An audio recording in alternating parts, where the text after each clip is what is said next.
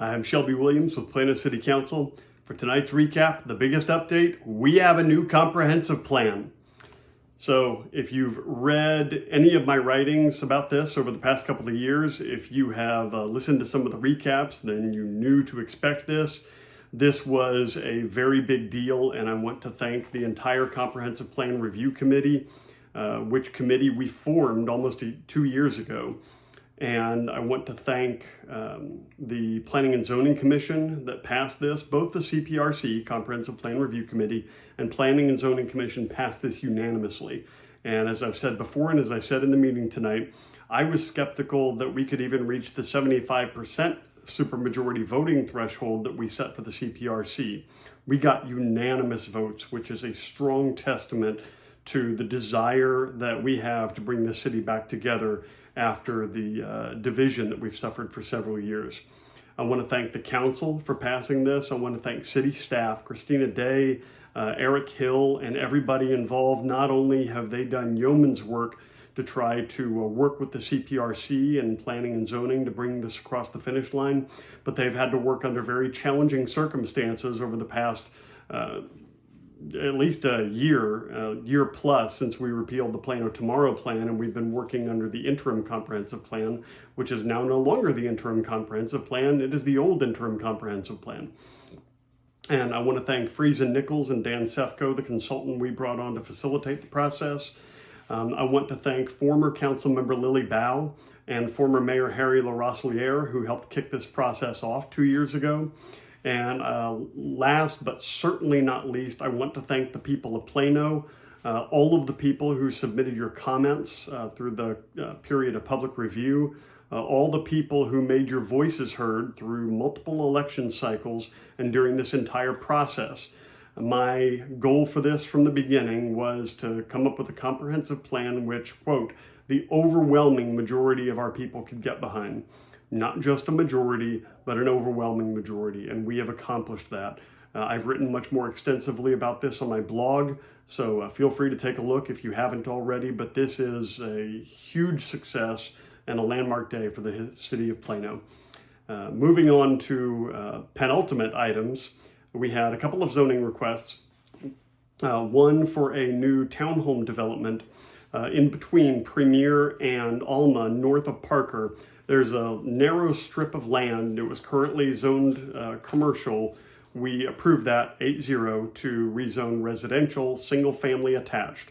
It is going to be classified as a planned development only to accommodate the hotels that are nearby.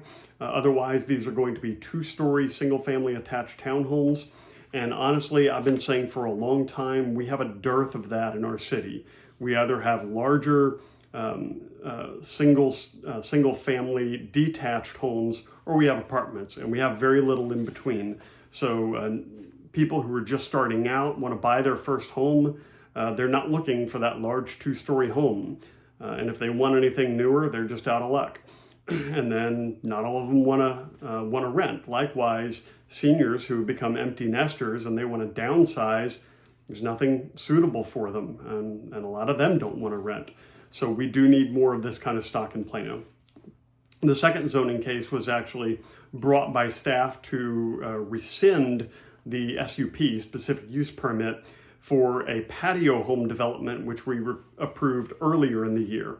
So the land that will be redeveloped into patio homes currently had a couple of tennis courts and a clubhouse on it for the neighborhood, but it's not used anymore. It had been granted an SUP for country club / private club, so it could operate that that clubhouse or that club there, that private club, but it's no longer in use. It's no longer going to be needed, and so we rescinded the SUP.